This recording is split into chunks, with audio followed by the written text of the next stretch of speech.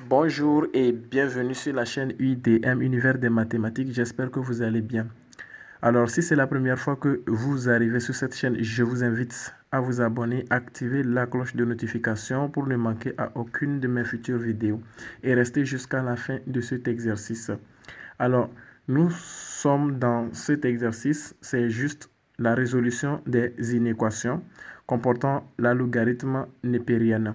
Alors, sans plus tarder, on se retrouve juste après l'introduction pour la résolution de cet exercice.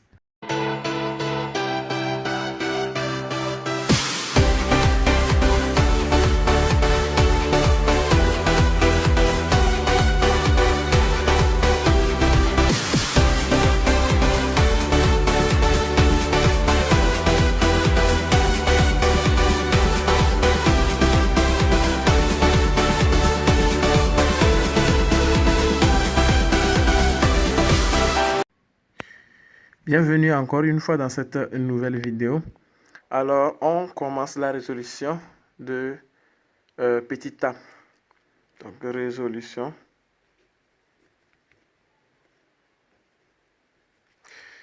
Petit a, nous avons ln de x au carré plus ln de x inférieur ou égal à 0. Alors, ici, je vous ai déjà présenté des exercices sur la résolution des équations et des inéquations. Alors, j'ai toujours dit que vous ne devez pas, n'est-ce pas, vous jeter dans la résolution des équations ou des inéquations sans pour autant chercher leur domaine de validité. Donc, nous allons d'abord chercher le domaine de validité dv. Nous dirons que quel que soit x éléments de R, il faut que x, ça est tel que x au carré, doit être supérieur strictement à 0. Et au même moment, x aussi doit être supérieur strictement à 0, c'est-à-dire ce x-là. Donc, voilà les deux conditions que nous devons poser.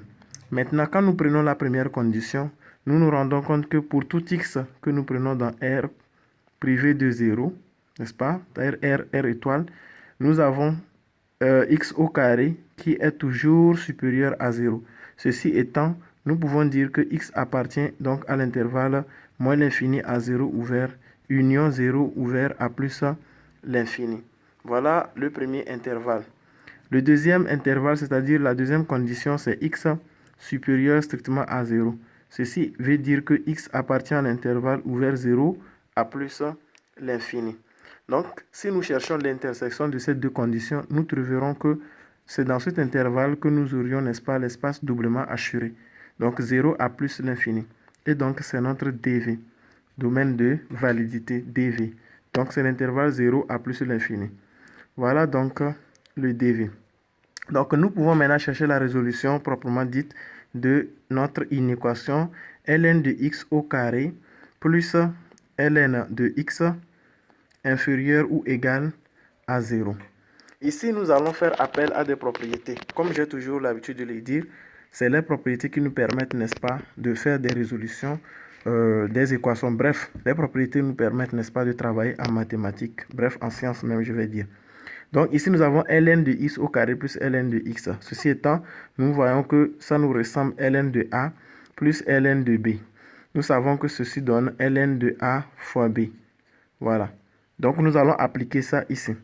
Donc ça nous fait ln de x au carré multiplié par x, là, qui sera inférieur ou égal à 0.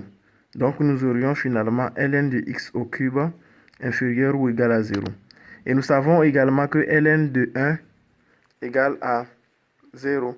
Donc nous pouvons remplacer 0 là par 1. Donc ln de x au cube inférieur ou égal à ln de 1. Et au même moment, nous savons aussi que ln de a inférieur ou égal à ln de b, ceci équivaut à a inférieur ou égal à b. Donc si on applique ça, ici on aura x au cube inférieur ou égal à 1. Et là, si nous ramenons 1 de l'autre côté, nous aurions x au cube moins 1 inférieur ou égal à 0. Pourquoi nous faisons ça? Parce que nous nous rappelons qu'il y a une propriété qui dit a au cube, c'est-à-dire une identité remarquable que nous avons étudiée en classe de seconde. A au cube moins b au cube n'est rien d'autre que a moins b, n'est-ce pas? Le tout facteur de a au carré plus ab plus donc b au carré. Donc c'est une propriété que vous devez, n'est-ce pas, vous rappeler. Donc, j'applique cette propriété-là ici sur notre identité. Donc, ça nous fait x moins 1, le tout facteur de x au carré, plus 1 fois x. Donc, ça fait x plus 1 au carré qui est égal à 1, qui reste inférieur ou égal à 0. Donc, ce qu'il faut faire, c'est chercher l'intervalle dans lequel nous avons cette inéquation-là respectée. Donc, on aura à poser, n'est-ce pas? Posons x moins 1, le tout facteur de x au carré plus x plus 1 égale à 0. Ceci étant, le produit de deux nombres égal à 0 veut dire que l'un est égal à 0 ou l'autre est égal à 0.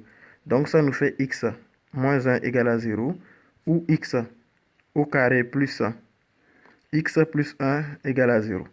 Ici, nous aurons x égale à 1 et ici, nous aurons le discriminant. Ça fait donc 1 au carré, c'est-à-dire b, moins 4 facteur de 1 qui est a, facteur de 1 qui est c. Ceci donne 1 moins 4 qui est égal à moins 3, qui est une valeur négative. Nous savons que si le discriminant d'un polynôme du second degré est négatif, ce polynôme n'admet pas de racine. Mais on peut quand même connaître son signe. On dit que si le discriminant d'un polynôme du second degré est négatif, le polynôme du second degré a le signe du coefficient. Donc, le signe du coefficient ici, c'est 1. Vous voyez? Donc, il y a 1 qui multiplie le x au carré. Donc, son coefficient, c'est 1. 1 étant positif, nous pouvons conclure que x au carré plus x plus 1 est strictement positif. Alors, nous allons simplement chercher le signe de x moins 1, c'est-à-dire x égale à 1 ici.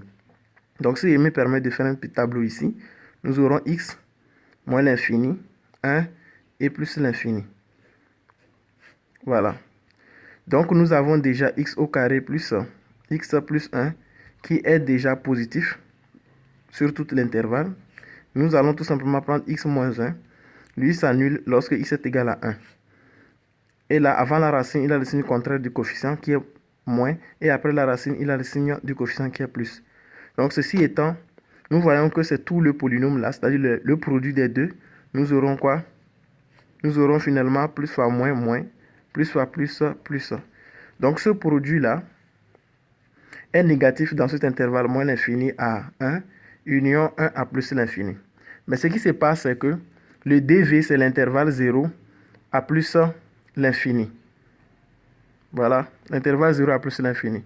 Et dans cet intervalle, nous avons 1 ici. Vous voyez, donc si nous assurons la solution, qui est l'intervalle moins l'infini à 1, nous aurons ceci. Alors que le dv, c'est 0 à plus l'infini, privé de 0 lui-même. Donc, on voit que l'intervalle doublement assuré, c'est 0 à 1. Ceci étant, nous pouvons ouvrir sur 1, bien sûr, et sur 0. Donc, définitivement, nous aurons la solution S, qui serait quoi? L'intervalle ouvert 0 à 1 ouvert. Voilà un peu. Parce que si nous prenons 1 et que nous remplaçons là, nous aurons 1 multiplié 1 moins 1, ça fait 0. 0 multiplié par tout ce produit, ce polynôme du second degré, ce sera 0. Or, nous voulons que ça soit, n'est-ce pas, inférieur ou égal à 0. Voilà, voilà. Donc, si c'est inférieur ou égal à 0, effectivement, donc nous pouvons fermer sur 1. Voilà, donc je réécris la solution ici. La solution, c'est de l'intervalle 0 ouvert à 1 fermé. Parce que 1 également peut annuler, n'est-ce pas, le polynôme. Donc, voilà la vraie solution. 0 à 1 fermé.